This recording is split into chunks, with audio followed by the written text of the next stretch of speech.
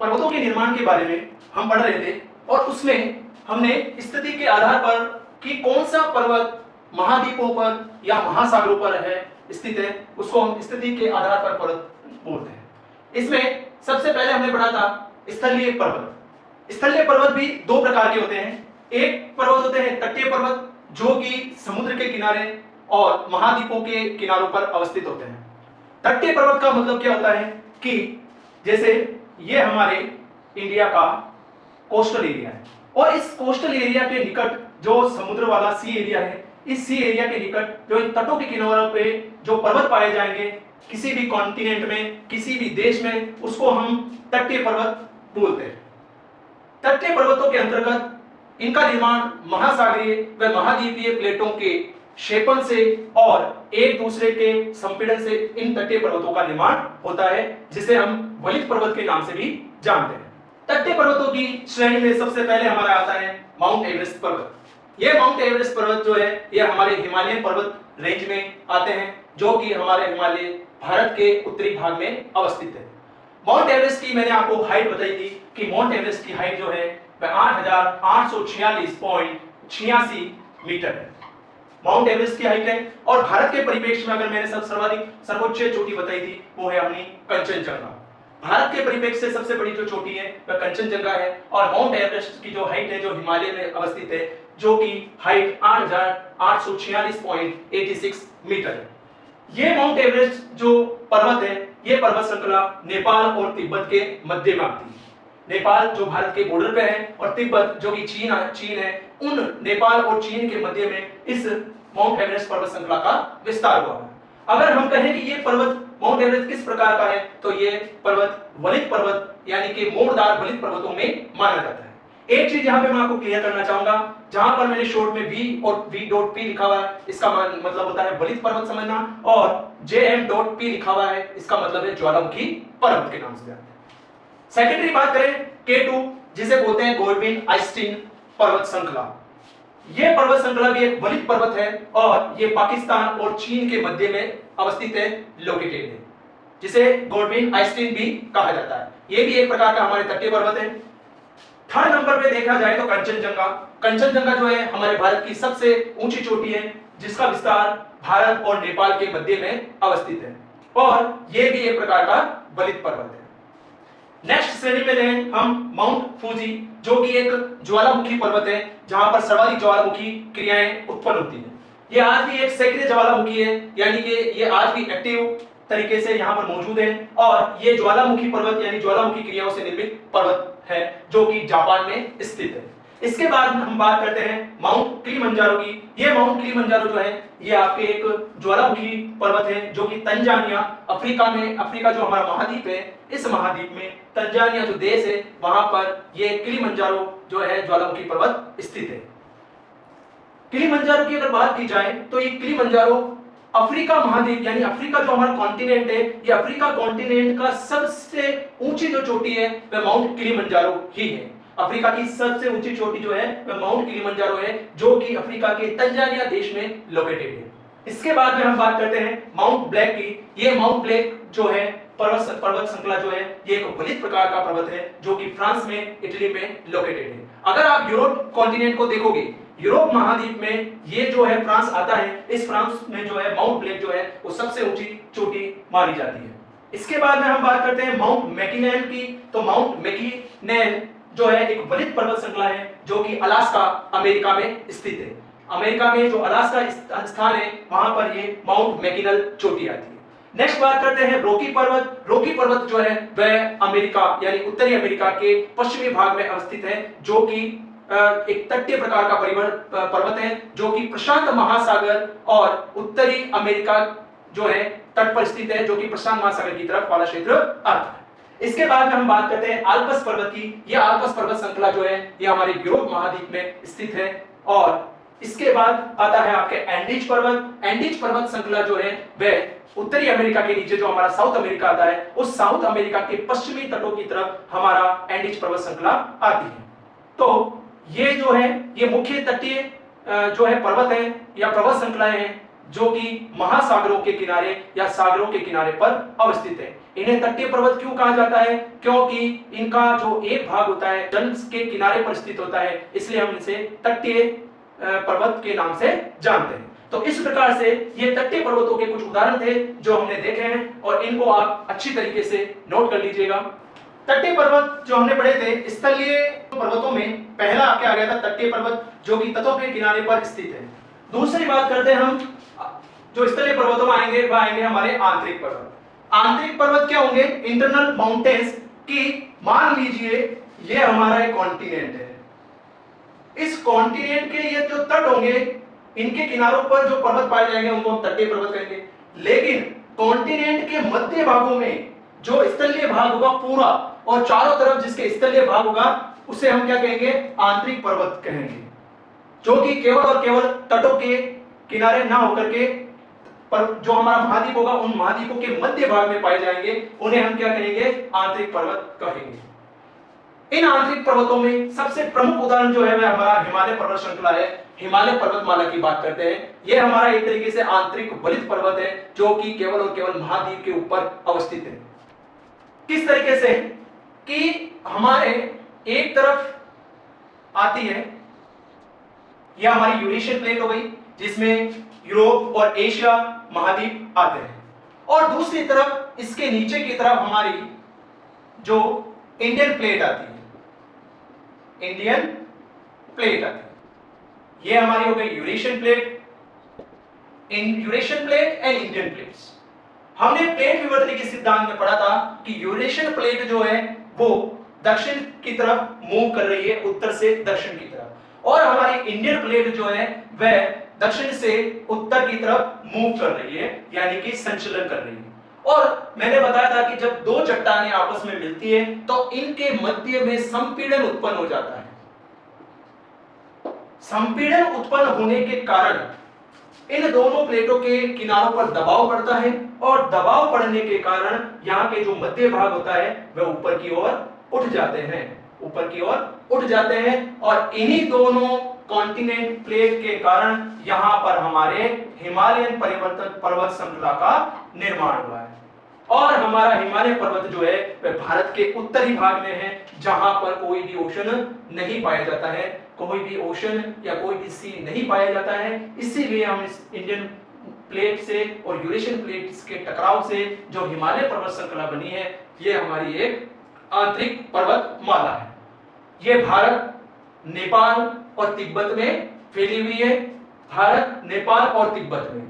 अगर हम भारत में इसकी स्थिति की बात करें हिमालय पर्वत की, तो यह उत्तरी पश्चिमी दिशा से लेकर के ये पूर्वी उत्तरी दिशा की तरफ फैली हुई है, और मैंने बताया था कि इसकी टोटल जो लंबाई है, एक्सपेंशन है, वो लगभग 2500 किलोमीटर है। नेक्स्ट बात करते हैं आल्प्स पर्वत की। तो आल्प्स पर्वत जो है वह यूरोप कॉन्टिनेंट में आता है, जो कि एक यूरोप के मध्य भागों में स्थित होने के कारण इसको आंतरिक पर्वत की संज्ञा दी गई। इसके बाद में आता है हमारे किनलियन पर्वत। किनलियन पर्वत श्रृंखला जो है ये हमारे चीन में अवस्थित है, और ये भी एक आंतरिक पर्वत श्रृंखला का उदाहरण है। इसके बाद आता है हमारे उरेल पर्वत श्रृंखला, जो कि रूस में लोकेटेड है, और ये भी एक आंतरिक पर्वत श्रृंखला है। और एटलस, जो कि उत्तरी अफ्रीका की दिशा, जो उत्तरी अफ्रीका में, जो उत्तरी अफ्रीका का ये जो हमारा भाग है, इसके उत्तरी भाग में इस तरीके से यहाँ पर एटलस पर्वत श्रृंखला लोकेटेड है, और इसी कारण से इसको भी आंतरिक पर्वतमाला कहा जाएगा, क्योंकि ये अफ्रीका के मध्य भाग में अवस्थित है, इसलिए इसको आंतरिक पर्वत श्रृंखला की श्रेणी में रखा गया। तो इस प्रकार से ऐसे पर्वत जो कि महाद्वीपों के मध्य भागों में पाए जाते हैं, उनको हम क्या कहते हैं? आंतरिक पर्वतमाला बोलते हैं। हमने स्थलीय पर्वतों के बारे में पढ़ा कि स्थलीय पर्वत क्या होते हैं, कि ऐसे पर्वतमाला जो कि महाद्वीपों के किनारों पर या महाद्वीपों के मध्य भाग में पाए जाते हैं, उनको हमने स्थलीय भागों में पढ़ा था पर्वतों में। इसमें पहला हमने पढ़ा था तटीय पर्वत और आंतरिक पर्वत। स्थलीय पर्वतों में दो प्रकार के पर्वत आते हैं। पहला हुआ आपके तटीय पर्वत जो कि तटों के किनारों पर स्थित है, और दूसरा आंतरिक पर्वत जो कि महाद्वीपों के मध्य भागों में स्थित है। अब हम सेकेंडरी तरीके के सागरीय पर्वतों के बारे में पढ़ने की कोशिश करते हैं, जानने की कोशिश करते हैं। सागरीय पर्वत वो पर्वत होते हैं जो कि महासागरीय जो प्लेटें होती है उन महासागरीय प्लेटों के आपस में या तो टकराने से या महासागरीय प्लेटों के एक दूसरे से दूर जाने पर इन सागरीय पर्वतों का निर्माण होता है। इस प्रकार के जो सागरीय पर्वत होते हैं ये या तो सागरों में मिलेंगे या आपको महासागरों में देखने को मिलेंगे। मेरे कहने का मतलब है कि जलीय भागों में जो पर्वत पाए जाते हैं उनको हम सागरीय या महासागरीय पर्वत कहते हैं। इन प्लेटों के या तो एक दूसरे के समीप आने पर क्या होता है कि एक दूसरे के समीप आने पर इनमें वजन बढ़ जाते हैं और इनसे पर्वतों का निर्माण होता है। और दूसरा, जब दो महासागरीय प्लेट एक दूसरे से दूर जाती है तो इनके मध्य में जो लावा होता है, ज्वालामुखी पर्वतों का जो लावा होता है वह अचानक से बाहर निकलता है और उनके बाहर निकलने से कटकों का निर्माण होता है। तो हम कह सकते हैं कि कटककारी पर्वतों का निर्माण जो होता है वो महासागरीय पर्वतों में होता है, महासागरीय क्षेत्रों में होता है। इन सागरीय पर्वतों में सर्वप्रथम पहले प्रकार के सागरीय पर्वत की बात करते हैं। यह है हमारा mid Atlantic ridge. Mid Atlantic ridge जो है वो हमारे उत्तरी अमेरिका, दक्षिणी अमेरिका, अफ्रीका और यूरोप के मध्य में जो क्षेत्र पाया जाता है अंटार्कटिक महासागर का, उनमें ये मिड अटलांटिक रिज मिलती है जो कि विश्व की सबसे बड़ी कटक श्रेणी मानी जाती है। विश्व की सबसे बड़ी कटक श्रेणी पर्वतों की मानी जाती है वो है हमारी मिड अटलांटिक रिज और ये अटलांटिक सागर में हमें देखने को मिल जाएगी। दूसरा है हमारे हवाई इमरेरर श्रृंखला जो कि प्रशांत महासागर में हमें देखने को मिलेगी। प्रशांत महासागर विश्व का एक ऐसा महासागर है जहां पर सर्वाधिक मात्रा में ज्वालामुखी क्रियाएं आपको देखने को मिल जाएगी। कहते हैं कि विश्व के लगभग 75% जो है ज्वालामुखी क्रियाएं इन्हीं प्रशांत महासागरीय क्षेत्रों में होती है और यहाँ पर जो ज्वालामुखी क्षेत्र है उसका नाम है हवाई इमरेरर श्रृंखला जो कि प्रशांत महासागर में लोकेटेड है, जो कि हमारे उत्तरी अमेरिका, दक्षिणी अमेरिका के पश्चिमी भागों में, ऑस्ट्रेलिया और यूरोप के किनारे वाले भागों में देखने को मिल जाएगा प्रशांत महासागर का विस्तार। और प्रशांत महासागर जो है विश्व का सबसे बड़ा महासागर माना जाता है। नेक्स्ट आता है आपके गोलापास गोस रिज। गोलापास गोस रिज ये भी एक प्रशांत महासागर के मध्य में पाई जाने वाली कटक श्रेणी है, गोलापास रिज। और इसके बाद में आता है माउंट लोआ। ये हवाई द्वीप है, ये ज्वालामुखी पर्वतों के लिए सर्वप्रमुख माना जाता है हवाई द्वीप श्रेणी। यहाँ पर विभिन्न प्रकार के ज्वालामुखी पर्वत सागरीय क्षेत्रों में देखने को मिल जाएंगे। नेक्स्ट आता है कि सैलिमोर सागरमाथा जो है रिज या कटक श्रेणी, ये भी आपके अंटार्कटिक महासागर में लोकेटेड है। अगर भारत के संदर्भ में हम बात करें, ये हुआ हमारे विश्व के संदर्भ में, और अब हम बात करते हैं भारत के संदर्भ में। बात करते हैं कि भारत के संदर्भ में कौन कौन से ऐसे महासागरीय पर्वत हैं जो हमारे भारत के लगभग मध्य भागों में पाए जाते हैं। सबसे पहले बात करते हैं कार्सेनिक रिज। कार्सेनिक रिज जो है ये हमारा अरब सागर है, इस अरब सागर के यहाँ इन वाले क्षेत्रों में कार्सेनिक रिज देखने को मिल जाएगी, जहां पर लक्षद्वीप समूह जो है वो आपको देखने को मिलेगा। इसे हम कार्सेनिक रिज के नाम से जानते हैं। नेक्स्ट आता है आपके लक्षद्वीप रिज जो कि दक्षिणी पश्चिमी भारत यानी कि इसके जस्ट पास वाले एरिया जहां पर हमारा लक्षद्वीप समूह पाया जाता है, यहां पर लक्षद्वीप रिज देखने को मिल जाएगी। नेक्स्ट आता है आपके 85 degree east ridge. 85 degree east ridge जो कि हमारे बंगाल की खाड़ी में लोकेटेड है। इस 85 डिग्री ईस्ट रिज का मतलब होता है, अगर हमने पढ़ा हो अक्षांशीय और देशांतरीय विस्तार के बारे में, तो ये हमारा 0 डिग्री जो आता है ये आपकी जीएफटी लाइन कहलाती है। ये हमारी जो 0 डिग्री इक्वेटर है इसे हम कहते हैं भूमध्य सागरीय क्षेत्र या फिर हम कह सकते हैं विषुवत रेखा, जिसे इक्वेटर के नाम से जानते हैं। इस इक्वेटर से हम जानते हैं कि भारत हमारा उत्तरी गोलार्ध में स्थित है और इस इक्वेटर से ऊपर 1 2 3 4 5 जाएंगे और जहां पर 85 डिग्री आएगा वहां पर 85 डिग्री के आधार पर विश्व में ये 85 ईस्ट रिज है जो कि हमारे बंगाल की खाड़ी में लोकेटेड है। और हमारे बंगाल की खाड़ी जो है ये भारत के हमारे दक्षिणी पूर्वी भाग में सम्मिलित किया जाता है। नेक्स्ट आता है आपके 90 डिग्री चैनल। ये 90 डिग्री जो चैनल है ये हमारे भारत के दक्षिणी पश्चिमी भाग में लक्षद्वीप समूह की तरफ स्थित है, इसलिए इसे 90 डिग्री चैनल के नाम से भी जाना जाता है। तो इस प्रकार से सागरीय पर्वतों के बारे में हमने जाना कि सागरीय पर्वत क्या होते हैं, कि ऐसे पर्वत जो कि महासागरों के बीच या सागरों के मध्य में पाए जाते हैं, उनको हम सागरीय पर्वत के नाम से जानते हैं। यहां तक आपको स्थिति के आधार पर पर्वतों के बारे में पूर्ण रूप से जानकारी संपन्न हो चुकी होगी कि हम स्थलीय आधार पर पर्वतों को कितने भागों में लोकेटेड किया है। पहला स्थलीय आधार पर दो भागों में बांट किया गया है, एक होते हैं तटीय जो कि तटों के किनारे पर होते हैं, और दूसरा आंतरिक जो महाद्वीपों के किनारे होते हैं। दूसरा हमने पढ़ा सागरीय पर्वत, ऐसे पर्वत जो सागरों के मध्य में पाए जाते हैं उनको हम क्या कहते हैं, सागरीय पर्वत। तो इस प्रकार से स्थिति के आधार पर हमने पर्वतों का वर्गीकरण कर लिया। अब हम पढ़ेंगे समय काल अवधि के अनुसार पर्वतों का वर्गीकरण। स्थिति के आधार पर पर्वतों के बारे में पढ़ने के बाद में अब हम समय काल अवधि के आधार पर जो है पर्वतों के बारे में समझने की कोशिश करते हैं कि कौन से पर्वतों का निर्माण कौन से कालक्रम में हुआ था, यानी कि समय ड्यूरेशन की बात करेंगे, ड्यूरेशन ऑफ टाइम की बात करते हैं। समय काल अवधि के अनुसार सबसे पहले जो पर्वत आते हैं उसको हम कहते हैं प्री कैम्ब्रियन पर्वत।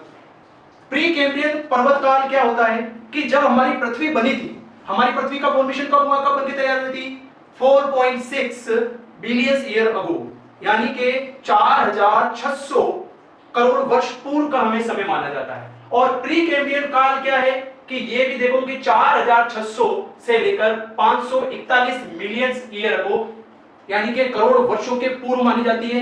इन पर्वतों का निर्माण, प्री कैम्ब्रियन पर्वतों का निर्माण कब हुआ, जब हमारी पृथ्वी गर्म अवस्था से ठंडी अवस्था में आ रही थी।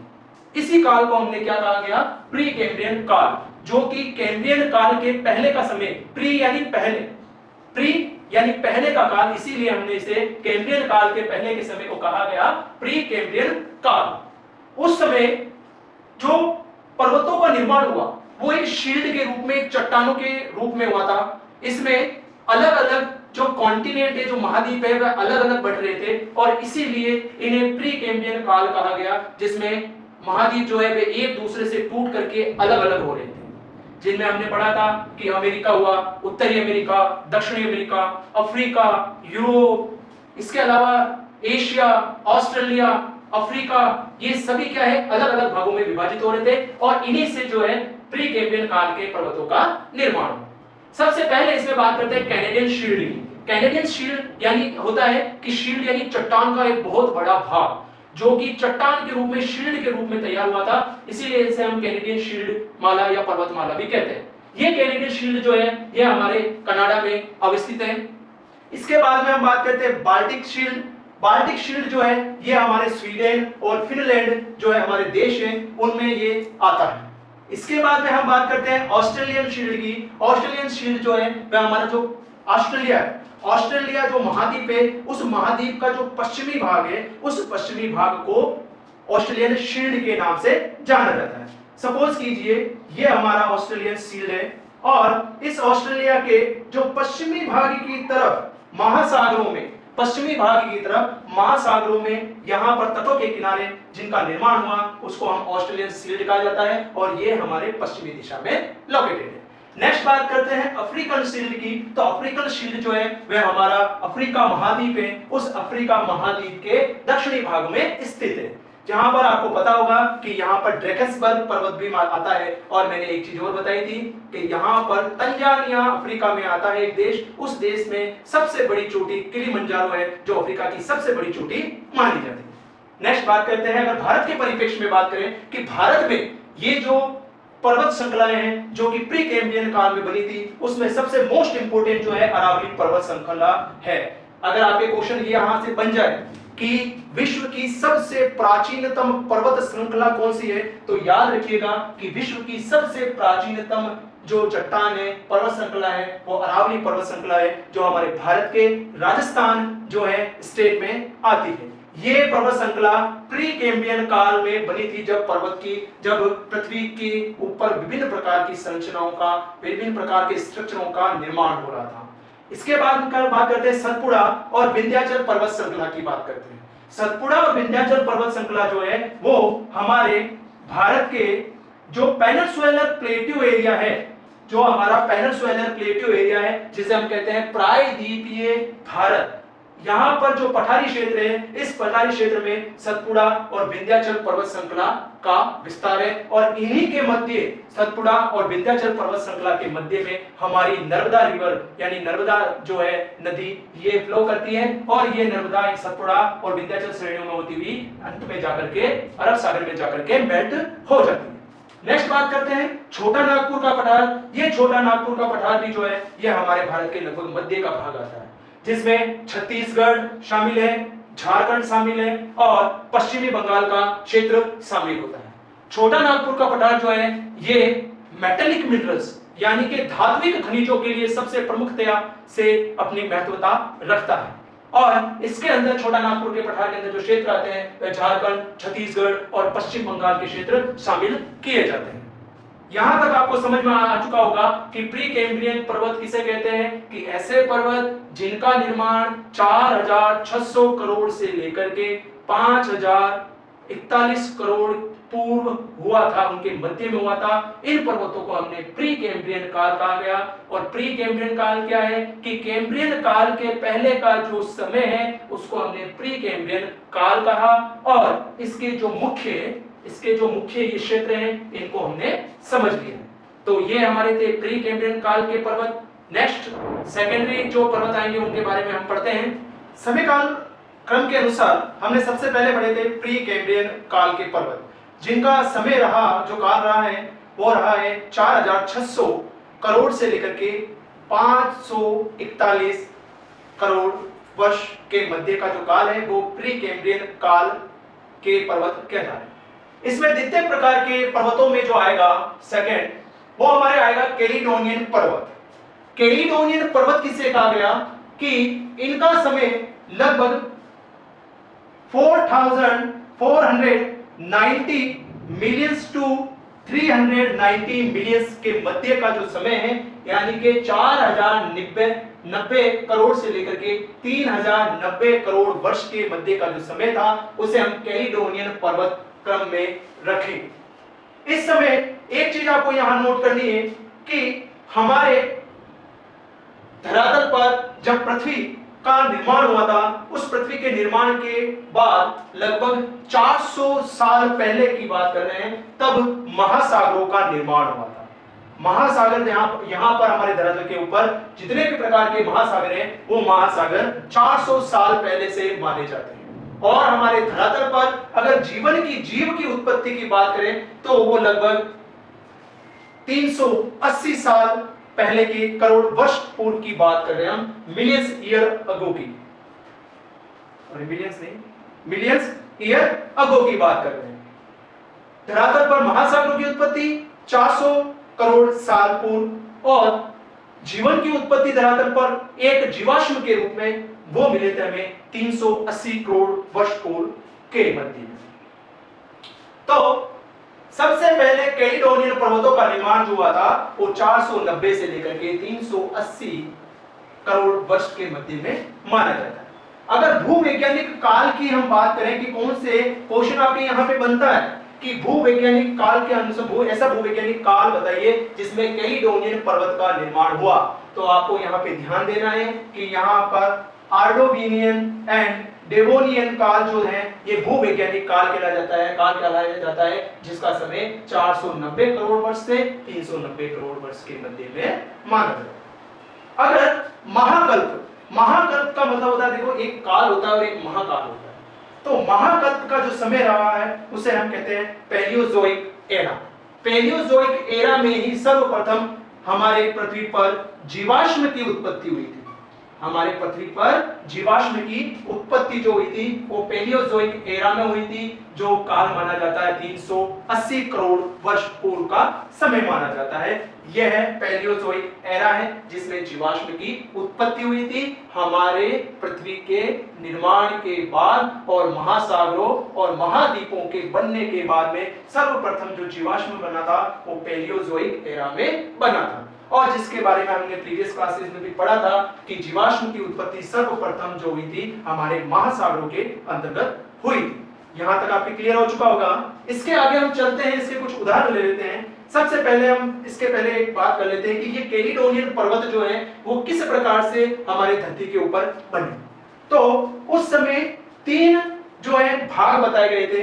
एक भाग बताया गया था लॉरेंटियम, दूसरा भाग बताया गया था बाल्टिका एंड तीसरा भाग बताया गया था अवेलोनिया। ये क्या है, इनको समझते हैं कि आपके क्वेश्चन यहां बन सकता है कि लोरेंटिया आज के वर्तमान युग का कौन सा भाग कहलाया, या फिर बाल्टिका आज के वर्तमान युग का कौन सा भाग कहलाया, या फिर अवलोनिया जो भाग है ये आज के वर्तमान युग का कौन सा भाग कहलाता है। तो ध्यान रखना है, लोरेंटिया जो है वो आज का जो हमारा उत्तरी अमेरिका है उसको लोरेंटिया नाम दिया गया, बाल्टिका आज का जो स्केटवेनिया है उसे नाम दिया गया, और अवलोनिया जो है आज का हमारा जो इंग्लैंड है और उसके आसपास का क्षेत्र है उसको अवलोनिया भाग नाम दिया गया था। और कहते हैं कि कैलोडोनियन पर्वत का जो निर्माण हुआ है, ये कैलोडोनियन पर्वत का निर्माण इन तीनों के मध्य टकराव होने की वजह से, और इन तीनों के मध्य जब टकराव हुआ तब इनके मध्य में संपीड़नात्मक क्रिया के द्वारा इनमें क्या बढ़ गए, वलन बढ़ गए, और इस तरीके से कैलोडोनियन पर्वतों का निर्माण हुआ है। तो इस तरीके से कैलोडोनियन पर्वत का हमने जो है इसके बारे में इंफॉर्मेशन दे दी है कि कैलोडोनियन पर्वत का काल का समय कब से कब तक चला था, और इसमें किस प्रकार से जीवाश्म की उत्पत्ति हुई, और किन जो है प्लेटों के टकराने से इस कैलोडोनियन पर्वत श्रृंखला का निर्माण हुआ, और इन कैलोडोनियन पर्वतों में जो है हमारे विविध प्रकार के पर्वतों का निर्माण हुआ है। इसमें सबसे पहला एग्जांपल आता है हमारे स्कॉटलैंड के पर्वत, पहला। दूसरा आता है नॉर्वे के स्केटेनियन पर्वत श्रृंखला आती है। नेक्स्ट आइसलैंड के प्राचीन पर्वत आते हैं, आइसलैंड जो कि बर्फीला इलाका होता है उसे हम आइसलैंड बोलते हैं। नेक्स्ट पूर्वी ग्रीनलैंड के पर्वत, जो हमारे पता हो कि उत्तरी अमेरिका के जो ऊपर का मध्य का भाग है जो उत्तर की तरफ आता है उसे ग्रीनलैंड के नाम से जाना जाता है, ग्रीनलैंड के नाम से जाना जाता है। और इस ग्रीनलैंड का जो हमारा पूर्वी भाग है यहाँ पर ग्रीनलैंड के पर्वतों का विकास हुआ है। नेक्स्ट बात करते हैं आयरलैंड के पर्वतीय भाग, आयरलैंड के पर्वतीय भाग भी इसमें सम्मिलित किए जाते हैं। जो आयरलैंड जो द्वीप है हमारे जो चारों तरफ से सागरों से व महासागरों से घिरे हुए हैं वहां पर इन पर्वतों का निर्माण हुआ है। तो इस प्रकार से ये आपके कैलेडोनियन पर्वत श्रृंखला बन गई। अब हम इसके बाद जो नेक्स्ट हमारे जो पर्वत आएंगे उसके बारे में हम अध्ययन करते हैं समय काल अवधि के अनुसार। सबसे पहला हमने पढ़ा था प्री कैम्ब्रियन, दूसरा हमने पढ़ा था कैलेडोनियन, एंड थर्ड हम बात करते हैं हर्शियन काल के पर्वतों के बारे में। हर्शियन काल का जो समय है वह हर्शियन काल का जो टाइम पीरियड है वह टाइम पीरियड 350 से लेकर के 280 मिलियन ईयर अगो बताया जाता है। हम बात करें तो 350 से 280 करोड़ वर्ष पूर्व जो है वह हर्शियन प्रकार के जो है पर्वतों का निर्माण हुआ था। इसमें इस काल में जो हम बात कर सकते हैं कि इस काल में जो है हर्शियन काल के जो पर्वत है वह निर्मित हुए थे। अगर भूवैज्ञानिक एरा की बात करें, भूवैज्ञानिक काल की बात करें तो इस ये भी एरा पैलेजोइक एरा में ही आता है। इससे पहले हमने कैलेडोनियन पर्वतों के बारे में पढ़ा था, उसमें भी जो भूवैज्ञानिक काल समय का महाकल्प चला था वो पैलेजोइक एरा ही चला था जिसमें जीवाश्मों की उत्पत्ति हुई। इसके बाद में हम बात करते हैं निर्माण प्रक्रिया की। अगर बात करें हम कि हर्शियन काल के जो पर्वतों का निर्माण हुआ है वह किस प्रक्रिया के द्वारा हुआ है, तो याद रखें कि इन जो हर्शियन काल के पर्वत हैं जिसमें हमने पहले पढ़ा था कि हमारे अर्थ के ऊपर एक ही प्रकार का महासागर था जिसे हमने नाम दिया था पैंथालासा नाम दिया था, और एक ही प्रकार का महाद्वीप था जिसे हमने कंप्लीटली इस सुपर कॉन्टिनेंट को नाम दिया था पेंजिया नाम दिया था। और इन्हीं पेंजिया के टूटने की वजह से ये दो पार्ट में डिवाइड हुआ, जिसको हमने एक भाग को उत्तरी भाग को हमने लॉरेशिया यानी कि अंगारा लैंड नाम दिया, और दूसरा जो हमारा दक्षिणी भाग था जिसे हमने गोंडवाना लैंड के नाम से जाना। ये हमारे दो प्रकार के सुपर कॉन्टिनेंट थे, और इन दोनों के टूटने की वजह से यहाँ पर तैतीस सागर आ गया।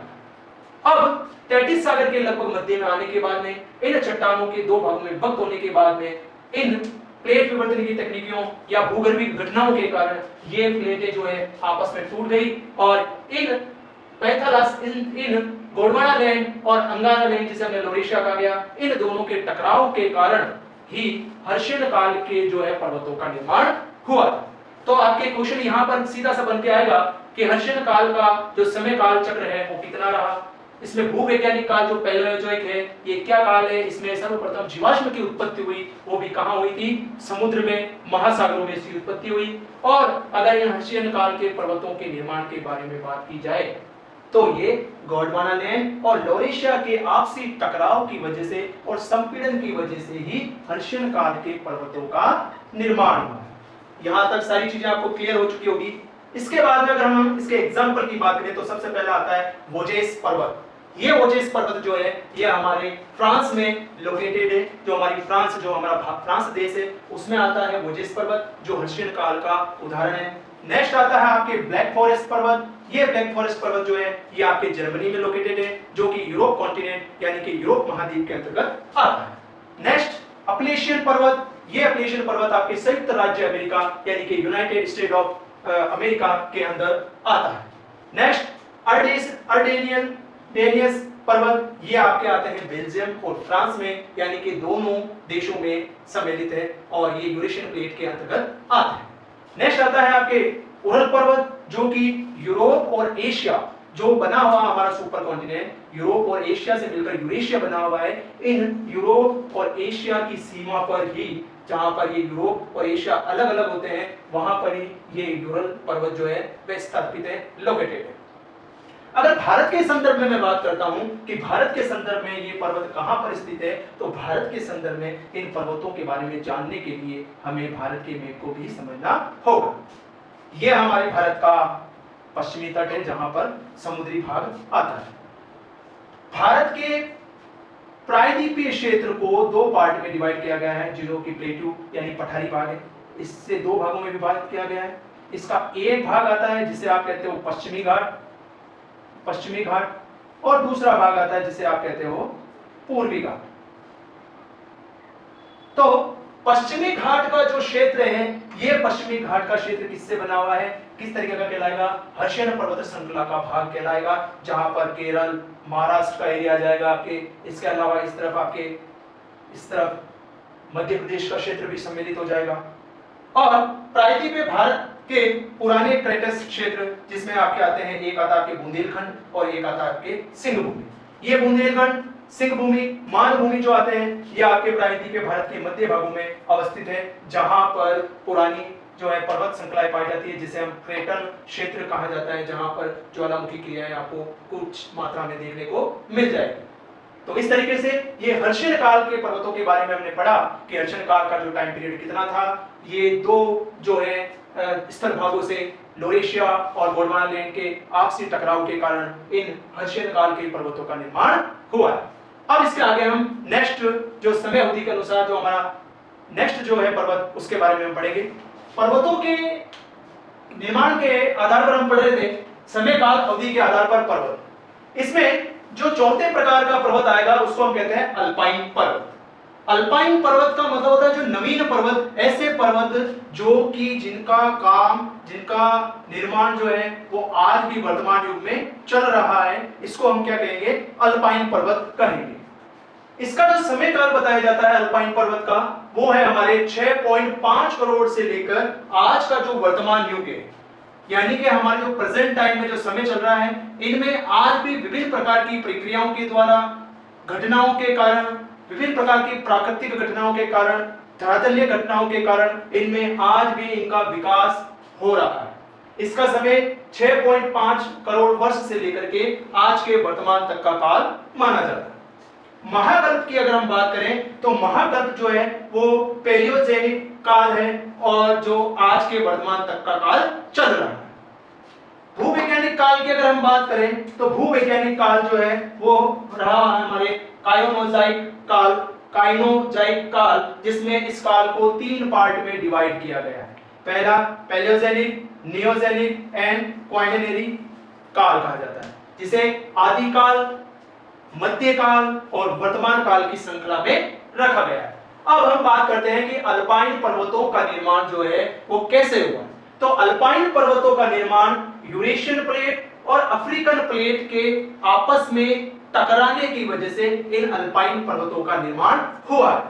अल्पाइन पर्वत का निर्माण जो हमारी यूरेशियन प्लेट है, यूरेशियन प्लेट जो है हमारे दक्षिण की तरफ मूव कर रही है और अफ्रीकन प्लेट जो है उत्तर की तरफ मूव कर रही है, और इन दोनों के महाद्वीपीय किनारों के कारण ही, इन दोनों के महाद्वीपीय प्लेटों के किनारे ही, इन दोनों के किनारे यहाँ पर इस तरीके से महाद्वीपीय किनारों के कारण इसके मध्य के भाग में क्या हो गया है, यहाँ पर मध्य के भाग में संपीड़न की स्थिति उत्पन्न हो गई है और इसी संपीड़नात्मक स्थिति के कारण इनके मध्य का भाग ऊपर की ओर उठ गया और इससे वलनों का निर्माण हुआ है। तो अल्पाइन पर्वत किस प्रकार के पर्वत हैं? तो अल्पाइन पर्वत जो है वह वलित पर्वत है, नवीन मोड़दार पर्वत है, इसीलिए ही हमारे हिमालय पर्वत को भी नवीन मोड़दार पर्वत के नाम से जाना जाता है, क्योंकि हिमालय पर्वत का जो निर्माण है वह यूरेशियन प्लेट और इंडियन प्लेट के आपस में एक दूसरे के साथ में टकराने की वजह से और बीच में दबाव पड़ने के कारण उसके मध्य भाग के ऊपर उठने की वजह से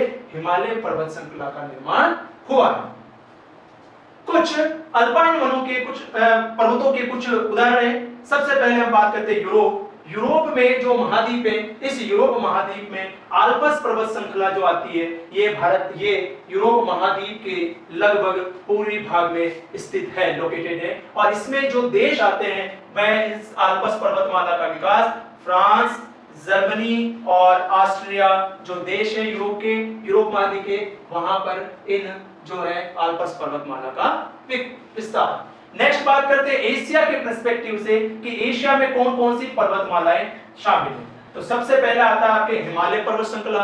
ये हिमालय पर्वत श्रृंखला जो है ये भारत के लगभग उत्तरी भाग में स्थित है, हमने ये जाना, और ये हिमालय पर्वत श्रृंखला का मुख्य विस्तार भारत, नेपाल और तिब्बत में रहा। इसके बाद में नेक्स्ट आता है हमारे जाग्रोस पर्वत। ये जाग्रोस पर्वत जो है ये अरेबियन जो प्लेट है जहां पर अरब कंट्रीज आते हैं, अरब देश आते हैं, यहां पर इस जाग्रोस पर्वत श्रृंखला का विस्तार है और ये भी क्या है, एक नवीन वलित मोड़दार पर्वत श्रृंखला रही। नेक्स्ट बात करते हैं हिंदुकुश पर्वत श्रृंखला। ये हिंदुकुश पर्वत श्रृंखला जो है ये हमारे हिमालय पर्वत श्रृंखला का ही भाग है, जो कि हमारे भारत के पश्चिमी उत्तरी भाग में जहां पर अफगानिस्तान आता है, इस अफगानिस्तान में हमारे हिंदुकुश पर्वतमाला का विस्तार। नेक्स्ट बात करते हैं सुलेमान की पहाड़ियां। ये सुलेमान की पहाड़ियां जो है ये हमारे भारत के उत्तरी भाग में जो पाकिस्तान जो देश आता है उस देश में जो हिमालय की जो पर्वतों का विस्तार है उस हिमालयन पर्वत विस्तार को हम सुलेमान की पहाड़ियां कहा जाता है और ये हमारे पाकिस्तान में लोकेटेड है। नेक्स्ट आता है हमारे अराकान पर्वत श्रृंखला। ये अराकान पर्वत श्रृंखला जो है ये हमारे भारत का जो दक्षिणी पूर्वी भाग है उस दक्षिणी पूर्वी भाग में जो म्यांमार हमारा जो देश आता है उस म्यांमार में अराकान की पहाड़ियां सम्मिलित हैं। इसके बाद में उत्तरी अमेरिका जो हमारा महाद्वीप है, इस उत्तरी अमेरिका महाद्वीप में हमारा रॉकी पर्वत आता है। रॉकी पर्वत श्रृंखला का विस्तार उत्तरी अमेरिका में किस तरफ है, तो रॉकी पर्वत श्रृंखला का विस्तार उत्तरी अमेरिका के पश्चिमी तटों के किनारे पर स्थित है। ये एक वलित पर्वत श्रृंखला है जिसमें आज भी निर्माण की प्रक्रियाएं दिन प्रतिदिन चलती जा रही है और ये रॉकी पर्वत हमारे उत्तरी अमेरिका में स्थित है। नेक्स्ट आता है दक्षिणी अमेरिका की बात करते हैं जो हमारे उत्तरी अमेरिका के दक्षिणी भाग में स्थित है, इसलिए इसे हमें दक्षिणी अमेरिका के नाम से भी जानते हैं। और यहाँ पर जो पर्वत श्रृंखला का विस्तार है वो एंडीज पर्वत श्रृंखला का विस्तार है, जिसमें आपके कुछ देश आते हैं जैसे वेनेजुएला हुआ, चीन, चिली हुआ, ये कुछ देश से लगभग 8 देश मिलकर के ये एंडीज पर्वत श्रृंखला का निर्माण करते हैं, यानी कि यहाँ पर इनका विस्तार पाया जाता है। अगर भारत के परिप्रेक्ष्य में बात करें कि भारत के परिप्रेक्ष्य में ये जो हिमालयन पर्वत, ये जो अल्पाइन वनों का जो विस्तार है ये भारत में कहाँ है, तो सबसे पहले हिमालय पर्वत श्रृंखला का विस्तार है भारत में। नेक्स्ट भारत में पूरी भारत की जो लुसाई घाटी है, जो लुसाई की पहाड़ियां हैं और जो नागालैंड की पहाड़ियां हैं, यहाँ पर ये देखने को मिल जाएंगे, अल्पाइन पर्वतों का विस्तार देखने को मिल जाएगा। ये भारत के लगभग पूर्वी और उत्तरी पूर्वी भागों में इनका विस्तार देखने को आपको मिल जाएगा। नेक्स्ट आता है कश्मीर से अरुणाचल की पहाड़ियां। ये पहाड़ियां जो है हमारे हिमालय पर्वत का विस्तार बताते हैं, जहां पर हिमालय पर्वत हमारा लेह लद्दाख और कश्मीर से शुरू होता है और ये विस्तार जो कि उत्तरी पश्चिमी विस्तार से शुरू होता है और ये हमारे उत्तरी पूर्वी भाग की तरफ विस्तृत है, जहां पर हमारा भारत का सबसे लास्ट कोना जो माना जाता है वो अरुणाचल प्रदेश माना जाता है, जहां पर कश्मीर से अरुणाचल प्रदेश के हिमालय पर्वतों का विस्तार है और इसे पूरा हिमालय क्षेत्र कवर होता है जो कि लगभग 2500 किलोमीटर के क्षेत्र में फैला हुआ है।